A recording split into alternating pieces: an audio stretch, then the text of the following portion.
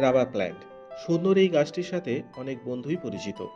গাছটি কিনে আনার পর আমরা সবচেয়ে বেশি যে জিনিসটা চাই এই গাছ থেকে, সেটা হলো গাছটি যেন খুব দ্রুত বাড়ে এবং গাছটির পাতাগুলো যেন পরিষ্কার ও চকচকে থাকে।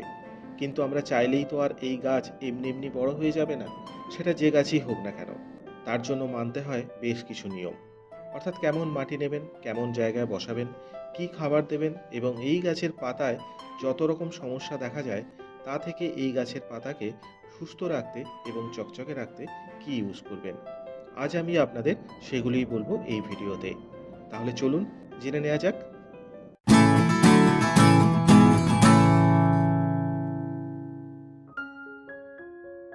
সবচেয়ে গুরুত্বপূর্ণ হলো এই গাছকে উপযুক্ত মাটিতে বসানো।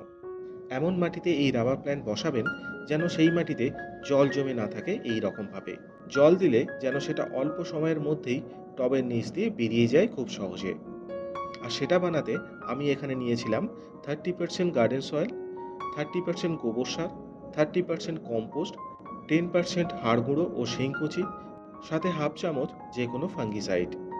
এগুলো মিশিয়ে আমি 2 সপ্তাহের জন্য হালকা করে জল দিয়ে ভিজিয়ে রেখেছিলাম। তারপর সেই মাটি রোদে ভালোভাবে শুকনো করে এই মাটিটি বানিয়ে নিয়েছি।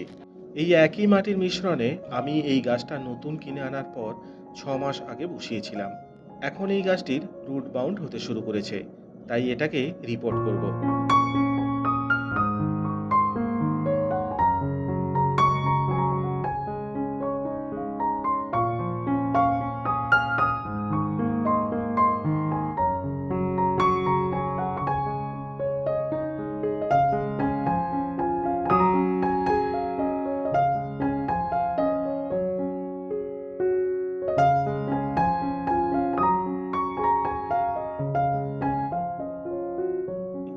দেখুন কত সহজেই এই মাটি দিয়ে জল বেরিয়ে যাচ্ছে, কোনো জলই আর মাটির উপরে জমে থাকছে না।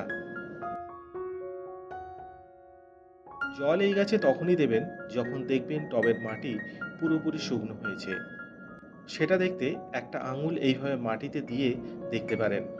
যদি দেখেন আঙুলে মাটি লেগে থাকছে, তাহলে আর জল দেবেন না। যখন দেখবেন আঙুলে কোনো মাটি লাগছে না, তখনই শুধুমাত্র জল দেবেন।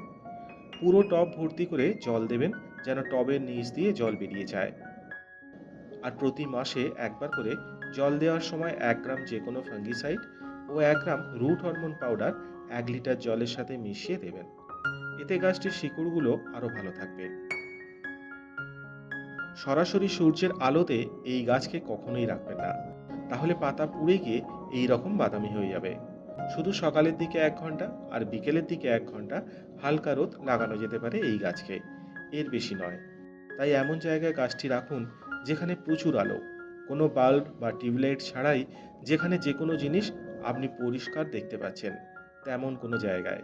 সেটা হতে পারে আপনার বাড়ির বারান্দা অথবা ডাইনিং স্পেস, যেখানে ছাওয়া আছে কিন্তু পর্যাপ্ত আলোও আছে তেমন জায়গায়। এতে এই গাছের বৃদ্ধি অনেক দ্রুত হয়। তাই যদি কনফিউজড হয়ে যান যে এই গাছটি ইনডোর প্ল্যান্ট না আউটডোর প্ল্যান্ট এই ভেবে, তাহলে বলবো এই গাছের জন্য প্রয়োজনীয় সূর্যের আলো আপনি গাছটি যেখানে রাখলে গাছটি পাবে সেখানেই রাখবেন। আমি অন্তত এভাবেই রেখে দেখেছি, তাতে কোনো সমস্যা হয় না। রাবার প্ল্যান্ট একটি ট্রপিক্যাল প্ল্যান্ট, গ্রীষ্ম ঋতুর গাছ। তাপমাত্রা বেশি থাকবে এবং বাতাসে জলীয় বাষ্পও বেশি থাকবে। এই রকম ওয়েদারে এই গাছ ভালো থাকে। তাই শীতকালে এই গাছের বৃদ্ধি হয় না বললেই চলে। যে কারণে এই গাছের শীতকালে কোনো খাবার না দেওয়াই ভালো হবে। রাবার প্ল্যান্টের শিকড় এইভাবে ওপর থেকে সাইডে ছড়িয়ে পড়ে। তাই এই গাছে খাবার দিলে লিকুইড খাবার দেবেন, কারণ মাটি খুঁড়ে কোনো খাবার দিতে গেলে এই গাছের শিকড়ের ক্ষতি হতে পারে। দুদিনের ভেজানো সর্ষের খোল জল, দুদিনের ভেজানো পেঁয়াজ এবং কলার খোসার জল এবং সিউইড ফার্টিলাইজার, এই 3টি লিকুইড খাবার দিয়ে আমি ভালো রেজাল্ট পেয়েছি। যেগুলো আপনারাও মাসে একবার করে দেবেন যদি গাছটি আপনারা ঘরের বাইরে রাখেন।